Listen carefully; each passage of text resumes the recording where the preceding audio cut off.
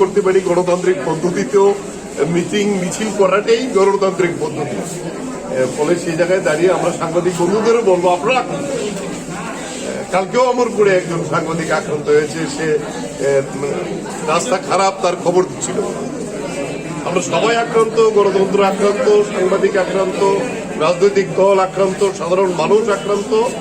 তবে তার একটা শেষ আছে, মানুষই প্রতিরোধ করবেন।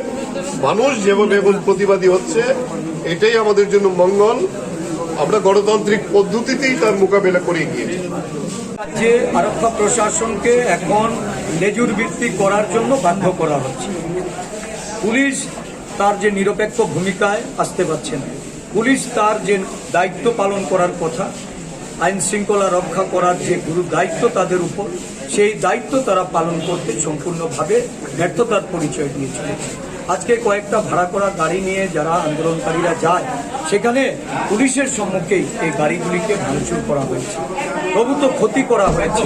বিভিন্ন জায়গায় জায়গায় এই বিজেপি গুন্ডারা রাস্তায় তারা উঠে তারা আক্রমণ করছে।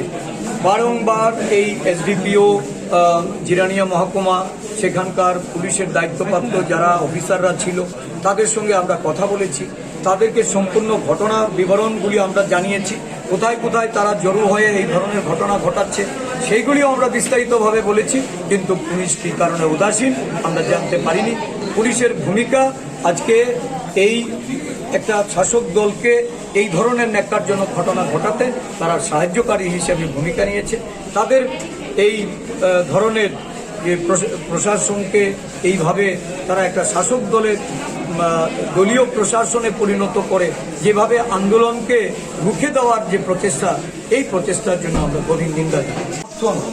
এবং মানুষের নানাভাবে এই কংগ্রেস দলের প্রতি সমর্থন জানানোর যে ঢেউ আছড়ে পড়ছে, এটা এই জিরানিয়া মহকুমাতেও প্রবলভাবে আজকে কংগ্রেস প্রতিপক্ষ হিসাবে যখন উঠে আসছে, এই আন্দোলনকে দাবিয়ে রাখার জন্য আমাদের শিডিউল প্রোগ্রাম ছিল গত 9 তারিখে সর্বভারতীয় কর্মসূচি, ন্যাশনাল লেভেল প্রোগ্রাম আমরা শুরু করতে চেয়েছিলাম এই জিরানিয়া মহকুমা থেকে।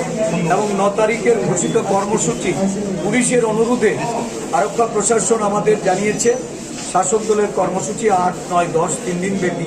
আমরা তখনই বলেছি যে একটা দলকে 3 দিনের জন্য আপনারা সময় দিচ্ছেন, অথচ একটা জাতীয় দল তার জাতীয় কর্মসূচি করার জন্য আপনারা একদিন কম্প্রোমাইজ করছেন না, এটা কি ঠিক হচ্ছে? তখন তারা আমাদের অনুরোধ জানাল। আমরা বাধ্য হয়ে 11 তারিখে এটা রিশিডিউল করলাম। এই 11 তারিখে রিশিডিউল করার পরেও আজকে যখন আমরা কর্মসূচি করতে গেলাম, সেখানে দেখা গেল পুলিশ ব্যারিকেড দিয়ে সেখানে আমাদের আটকে দিল, বলল যে এটাকে আমরা পারমিশন দিতে পারছি না।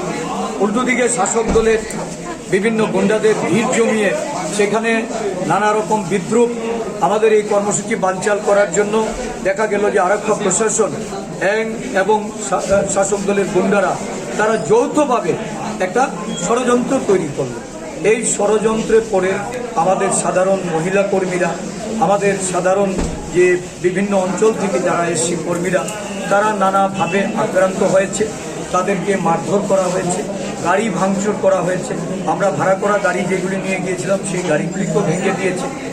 এটা আজকে অরাজক পরিস্থিতি সারা জিরানিয়া বা এই জিরানিয়া মহকুমা জুড়ে কয়েক বছর ধরেই চলছে। গত কয়েকদিন আগে একজন 80 ঊর্ধ্ব বয়স্ক মানুষকে আঘাত করা হয়েছে, উনি আক্রান্ত হয়ে হসপিটালে চিকিৎসাধীন। দুজনকে নানাভাবে তাদেরকে আক্রমণ করে নৃশংসভাবে তাদেরকে মারা হয়েছে। আজকে তারা মৃত্যুর সঙ্গে পাঞ্জা লড়ছেন। এইভাবেই আজকেও দেখা গেল যে আমরা যখন পুলিশ এসকর্টের মধ্যে আমাদের গ্রেপ্তার করা হয়েছে, আমরা যখন পথ অবরোধ করে বসেছি তখন আরক্ষা কর্তৃপক্ষ জানালো যে আমাদের গ্রেপ্তার করা হয়েছে। আমাদের গ্রেপ্তার করে যখন পুলিশ কর্ডন করে নিয়ে আসছে, সেই কর্ডনের ভেতরে ঢুকে গাড়িগুলিকে আক্রমণ করা হয়। সেখানে ওরা ধারালো অস্ত্র নিয়ে, ইট পাটকেল নিয়ে গাড়িতে ছুঁড়ে এবং লাঠির আঘাতে বেশ কিছু আমাদের সাধারণ কর্মী, আমাদের নেতৃবৃন্দদের তাদেরকে আক্রমণ করে। সুদীপবাবু মাথায় আঘাত পেয়েছেন, ওনার সিটি স্ক্যান হচ্ছে, রিপোর্ট আসুক, বলা যাবে কি হবে। আমাদের একজন ওয়ার্কিং প্রেসিডেন্ট সুশান্ত চক্রবর্তী, উনিও আঘাত পেয়েছেন, ওনাকে সভাপতি টিএমসিতে নিয়ে গেছেন, সেখানে ওনার চিকিৎসা চলছে।